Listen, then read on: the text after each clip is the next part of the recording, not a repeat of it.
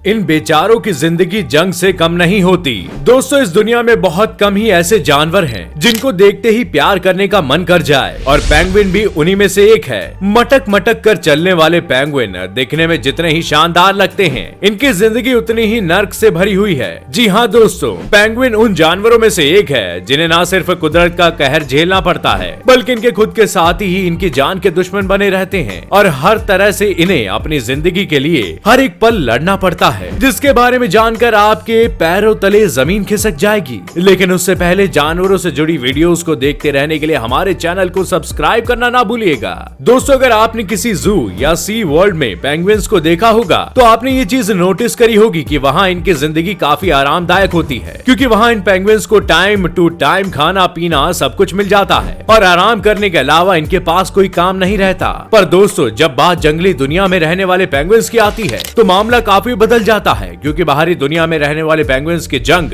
उनके इस दुनिया में कदम रखते ही शुरू हो जाती है, क्योंकि जिंदगी की शुरुआत से लेकर जिंदगी के अंत तक एक गलत कदम उन्हें मौत के मुंह में धकेल सकता है। सिर्फ इतना ही नहीं, इनके अंडे में रहने से ही मुसीबतें शुरू हो जाती हैं, जहां एक पेंगुइन एक साल में केवल एक ही अंडा देती है, और अगर अंडे के बाहर निकलते ही उसे कवर नहीं किया गया तो इतने ठंडे मौसम में अंडा तुरंत जम जाता है। और ऐसा अक्सर उन पेंगुइन्स के साथ देखने को मिलता है जो पहली बार अंडा देती हैं। अंडे का ख्याल रखने की जिम्मेदारी केवल माँ की नहीं होती, बल्कि बारी बारी से माँ और बाप दोनों को अंडे का ख्याल रखना होता है, वरना बच्चे की जान जा सकती है। अब आप खुद ही देखिए, बेचारा बच्चा अभी अंडे से बाहर नहीं निकला, पर फिर भी उसकी जिंदगी की दिक्कतें शुरू हो गई। सबसे पहले तो बच्चे पर प्रकृति का कहर बरसता है, और 24 घंटे पेंगुइन्स भी अपने अंडे पर बैठ बैठ कर बोर हो जाते हैं। अब अगर जरा सा भी अंडा माँ से दूर हो जाए तो शिकारी पक्षी घात लगाए बैठे रहते हैं, और हल्की सी चूक होते ही ये पक्षी अंडे को अपने मुंह में दबोच कर फुर हो जाते हैं। और जब बच्चे अंडे से निकलते हैं तब उनकी जिंदगी में दिक्कतें और ज्यादा शुरू हो जाती हैं, जहां उन्हें एक तरफ अंडे में 60 से 65 दिन गुजारने होते हैं, और फिर जब पेंगुइन के बच्चे अंडे से बाहर निकल जाते हैं तो वो काफी कमजोर होते हैं, जिसकी वजह से बच्चे को 6 महीने तक अपनी माँ बाप की छत्र छाया में ही रहना होता है। और इसका सबसे बड़ा नुकसान ये है कि जैसे ही माँ बाप समुद्र में खाने की तलाश में जाते हैं, वैसे ही दूसरे पक्षी इन बच्चों को अपना भोजन बनाने के लिए तैयार हो जाते हैं, क्योंकि पेंगुइन्स के बच्चे अक्सर पक्षियों के लिए आसान शिकार होते हैं। ऊपर से ये कई सारे पक्षियों को काफी स्वादिष्ट भी लगते हैं। यही वजह है कि पक्षी पेंगुइन्स की कॉलोनी पर ऊपर से घात लगाए रहते हैं, बस माँ की नजर हटे और ये उसके बच्चे पर टूट पड़े।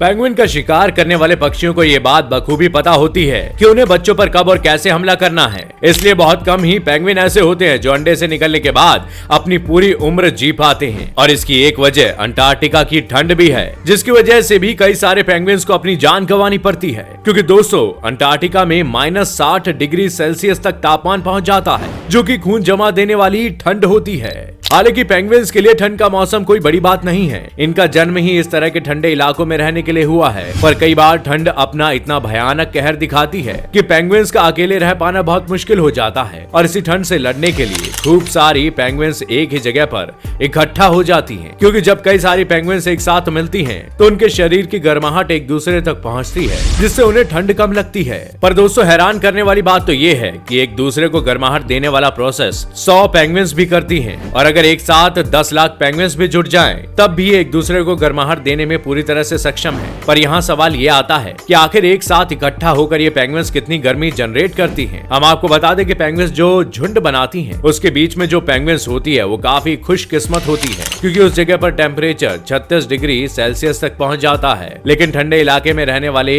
पैदा हुए पेंगुइन जब इतने गर्म टेम्परेचर के संपर्क में आती हैं, तो उनके शरीर से अजीब तरह की बदबू भी आने लगती है। और इसी ओवरहीटिंग यानी कि ज्यादा गर्मी से बचने के लिए हर पेंगुइन अपनी पोजीशन को चेंज करती रहती है, यानी कि जो भी पेंगुइन कुछ समय पहले उसे झुंड के बीचों बीच थी, वो धीरे धीरे बाहर की तरफ आती है, और ये पूरा प्रोसेस इसी तरह चलता रहता है ताकि हर किसी तक गर्माहट पहुंच सके। ये सारी चीजें जब चल रही होती है तो पेंगुइन्स के बच्चे अपने माँ के पाउच में आराम करते हैं, परंतु जब लाखों की संख्या में पेंगुइन्स एक साथ इकट्ठा होती हैं, तो अगर बच्चा पाउच से गिर जाए तो उसके मरने की संभावनाएं बहुत ही ज्यादा बढ़ जाती हैं, क्योंकि कोई भी ये देखकर नहीं चलता कि नीचे कौन है, जिसका अंदाजा आप इस वीडियो से लगा सकते हैं, जहां ये बच्चा अपनी माँ के पाउच से गिर गया और फिर बाकी पेंगुइन्स के पैरों के नीचे आने की वजह से इसकी मौत हो गई। अब आप ये तो जान ही गए होंगे कि पेंगुइन्स के बच्चों को अंडे से बाहर निकलते ही किन चुनौतियों का सामना करना पड़ता है, लेकिन इनकी चुनौतियां बड़े होने के बाद भी खत्म नहीं होती, क्योंकि जब माँ बाप अपने परिवार के लिए खाना लेने पानी की तरफ जाते हैं तो वहाँ भी शिकारी जानवर इन पेंगुइन्स के आने का इंतजार करते हैं। और अगर किसी तरह के शिकारी जानवरों ने इन्हें खा लिया तो उनके बच्चों की जिंदगी और भी ज्यादा मुश्किल हो जाती, क्योंकि अगर माँ बाप ही नहीं रहेंगे तो भला उन्हें खाना कौन देगा। वैसे दोस्तों, क्या आप जानते हैं कि इन पेंगुइन्स के अंदर भी जलन की भावना कूट कूट कर भरी होती है, तभी तो दूसरी मादा पेंगुइन्स माँ से उसके बच्चे को अगवा कर लेती हैं, वो भी सिर्फ इसलिए क्योंकि वो खुद माँ नहीं बन सकती। ऐसे में वो दूसरे के बच्चों को अगवा करके पालने की कोशिश करती है, पर बच्चों के लिए माँ बाप और अगला करने वाली मादा पेंगुइन के बीच की लड़ाई में बच्चों का हाल बेहाल हो जाता है और अक्सर वो मर जाते हैं। आपको बता दें कि पेंगुइन्स की भी अपनी एक कॉलोनी होती है, और अगर एक कॉलोनी का बच्चा दूसरी कॉलोनी में चला जाए तो वहाँ के बच्चे उसे तंग करना शुरू कर देते हैं, और ये बच्चे इतना ज्यादा परेशान करते हैं कि दूसरी कॉलोनी से आए पेंगुइन की मौत भी हो जाती है। आप इस वीडियो में साफ साफ देख सकते हैं कि जब तक ये लोग इस पेंगुइन की जान नहीं ले लेते तब तक इस पर लगातार अपनी चोंच से हमला करते रहते हैं। और ये तो इनके बचपन की कहानी है। असली मुश्किलें तो तब शुरू होती है जब ये बच्चे समुद्र में गोते लगाने के लिए तैयार हो जाते हैं, क्योंकि जमीन पर इन एडल्ट पेंगुइन्स की धीमी चाल की वजह से ग्रुप में रहने से इन्हें खतरा तो नहीं होता, लेकिन एक बार समुद्र की गहराई में जाते इनकी रफ्तार 22 किलोमीटर प्रति घंटे तक पहुंच जाती है, जिसकी वजह से ये एक खतरनाक शिकारी का रूप ले लेती हैं। और जहां अगर छोटी मछलियां एक बार इनके नजर में आ गई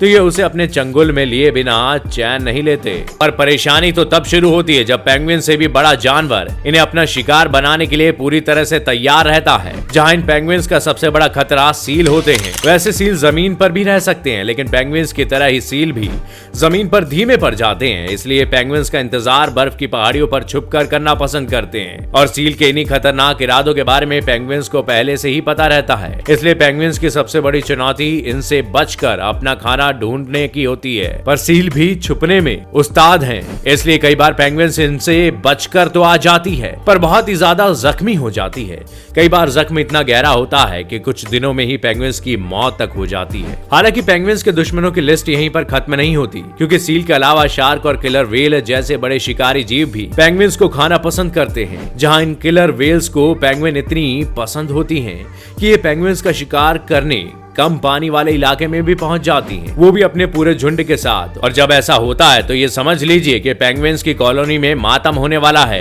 जहां ये किलर वेल से एक साथ कई सारी पेंगुइन को अपना शिकार बनाती हैं। और अगर शार्क की बात करें तो जब शार्क समुद्री मछलियों को खाते खाते उब जाती है तो ये भी पेंगुइन्स को खाना पसंद करती है। लेकिन पेंगुइन्स की जिंदगी में इतनी सारी परेशानियां होने के बावजूद ये अपने आप को किसी न किसी तरह जीवित रख ही लेती हैं। आपको पेंगुइन्स के इस जीवन के बारे में क्या कहना है? कमेंट करके हमें जरूर बताइएगा, और इसी तरह की वीडियोस को देखते रहने के लिए चैनल को सब्सक्राइब करना ना भूलिएगा।